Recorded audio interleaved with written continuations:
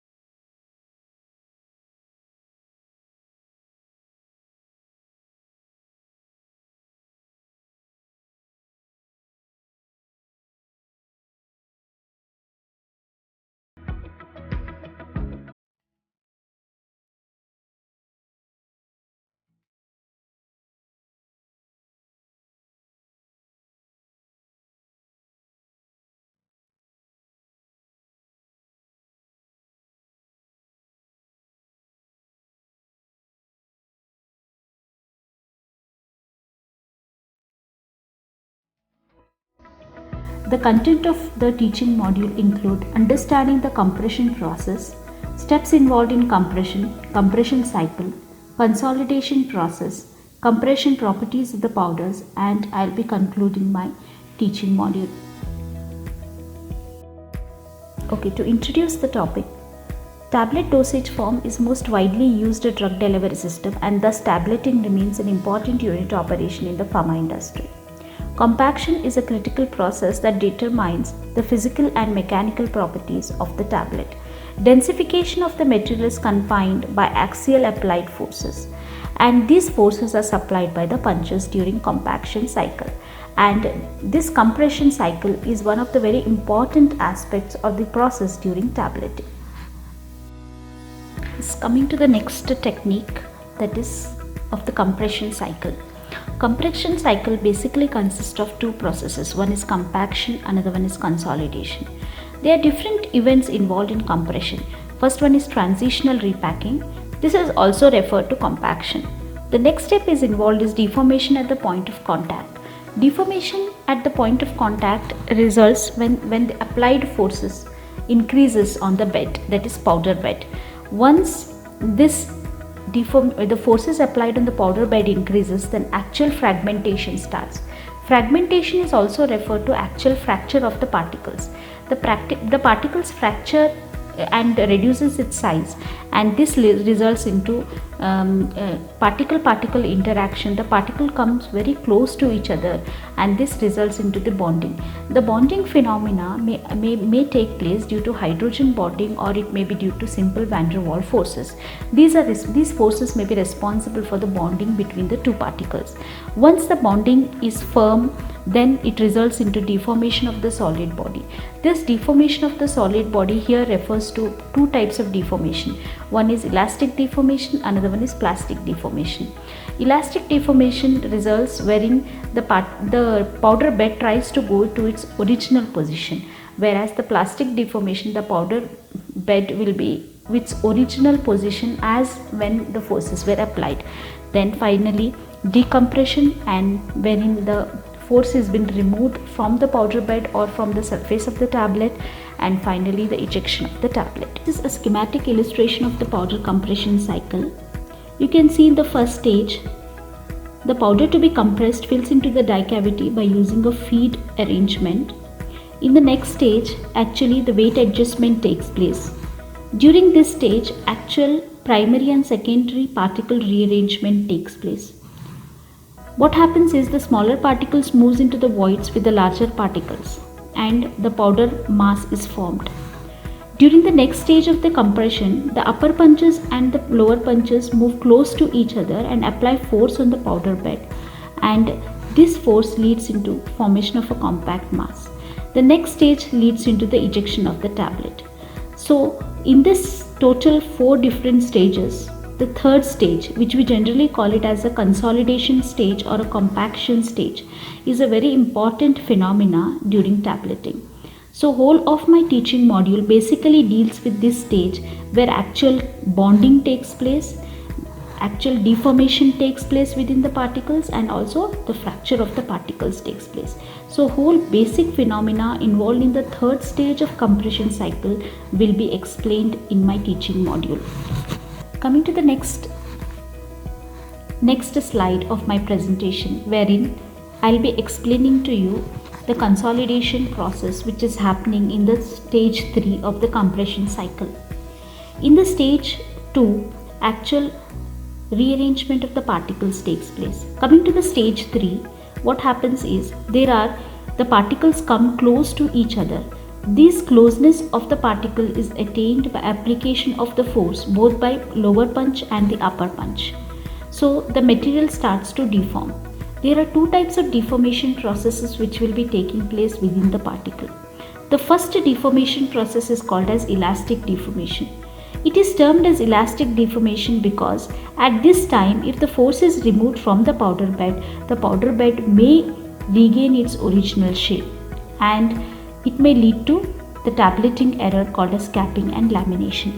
Once the force ends the elastic limit, which we generally call it as an yield point, then the material starts to deform, and this type of deformation is called as plastic deformation. Plastic deformation also leads to actual fracture of the particles. Upon increasing the compression force, after the several deformation stages, a new surface area will be produced. This leads to formation of bonding. This formation of bonding results into a compact mass, which we generally term it as a tablet. In the decompression phase, the applied pressure is removed. There will be a sudden elastic expansion, which is followed by the slow viscoelastic recovery. Meaning, in the later stage of decompression also, there will be an elastic deformation as well as plastic deformation. Therefore, consolidation process depends on the compression properties of the powder. So, if we use a powder which is elastic in nature, it will lead to a type of a tablet which may lead to capping or lamination, meaning the tablet either caps or gets laminated because of its elastic deformation. And if the material is highly plastic in nature, the tablet may become very brittle and break apart. Therefore, the combination of the material, that is plastic material and elastic materials or excipients, are generally included during the tableting to minimize the consolidation errors. Compression of a powder into a tablet. The powder should basically comprise of these two properties. One is compressibility, another one is compactability. Compressibility is a phenomena wherein the powder bed gets compressed, meaning its bulk volume gets reduced. Okay, let me take an example of the two physical mixtures over here, physical mixture 1 and physical mixture 2, which is comprised of an excipient and the drug. When we compress the physical mixture 1, it gets compressed, meaning the bulk volume is getting reduced. When we compress the physical mixture 2, with the same force as was applied for the physical mixture 1, the powder bed bulk volume did not get reduced to that of physical mixture 1. Hence, we call the physical mixture 1 as more compressible when compared to the physical mixture 2. This is one of the desired property of the powder bed. It should have, meaning it should be more compressible. The next property the powder bed or the powder particle should have is compactability. Compactability is a phenomena wherein the powder mass upon applied forces results into a compact mass, which we generally term it as a tablet. Therefore, the powders may be compactable or it may be non-compactable. Compactability powder property is desirable to form a compact mass, which we generally call it as a tablet. Compressibility is an important phenomena for rearrangement of the particles, which we generally call it as a compaction, whereas compactability is a phenomena which results into the bonding, and these two processes leads to a consolidation of the powder. Therefore, currently in pharma industry, dye compaction in form of tablet represents 90% of the total production of the drug. Therefore, consolidation parameters help us to qualify a powder material and determine its suitability of the material for tableting and also possibility of improving its features. To summarize my discussion, consolidation is a subsequent process which involves increase in the mechanical strength resulting from particle-particle interaction. As the particles move into closer proximity to each other during volume reduction process, bonds are established between the particles. Therefore, consolidation plays a major reason for the increase in the mechanical strength of the powder bed when subjected to rising compressive forces. Compaction generally involves removal of the gaseous phase from the powder bed, whereas consolidation increases the mechanical strength of the material resulting into particle-particle interaction. Therefore, if you want to increase the mechanical strength of the powder mass, your consolidation process should be efficient. Consolidation process consists of assembly of small objects into a single product in order to achieve a desired geometry, structure and property. These processes rely on application of mechanical, chemical and thermal energy to effect consolidation and to achieve bonding between the objects. To conclude my topic, developing tablet dosage form requires extensive study on material properties together with physicochemical interaction between the API and the excipients. Physical properties such as density, flowability, compressibility have to be considered carefully when to design a tablet formulation. It may look time consuming and not critical for product development, however, it will make your product development shorten, especially when you meet some formulation issue during the process. Material and mechanical properties as shown in study might give you a valuable guide for that purpose to help the scientist to design an optimum formulation in aerosol tableting.